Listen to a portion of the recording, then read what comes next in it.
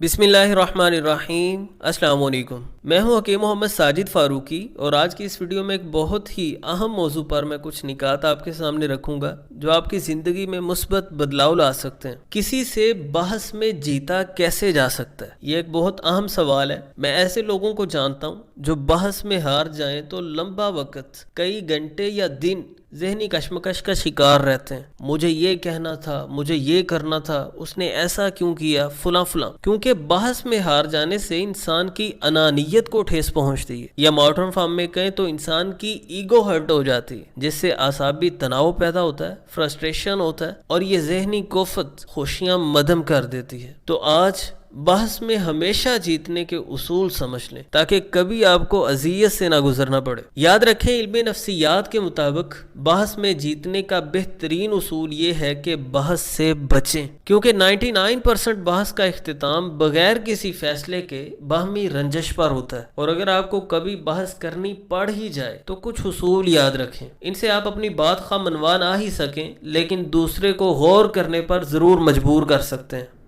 शुरू में ऐसी बातें कीजिए जिसे दूसरा तस्लीम करता रहे, यानी मुकाबिल से हाँ हाँ कहलवाइए। बार बार हाँ कहने से मुकाबिल के जहन में जो आपकी हर बात की नफ़ी करने और अपने जीतने का खबत सवार होता है, उसमें कदरे कमी आती है। उसकी तबीयत के अंदर बात को तस्लीम करने का जज्बा भी पैदा होने लगता है। नंबर 2, गुफ्तगू में ऐसा रवैया रखें जिससे जाहिर हो कि हम समझाने की बजाय समझना चाहते हैं। याद रखें कि जो ये रवैया है कि मैं बहुत जानता हूँ और मैं आपको समझा रहा हूँ और आप कुछ नहीं जानते, जब आप ये तासुर देते हैं तो मुकाबिल फिर इसे समझने समझाने की नज़र से नहीं देखता, बल्कि फिर ये बात जीत और हार की बन जाती है और कोई भी शख्स हारना नहीं चाहता। जब आप मुकाबिल को ये तासुर देते हैं कि आप बात समझना चाहते हैं तो मुकाबिल आपके अल्फाज पर पूरा गौर करता है।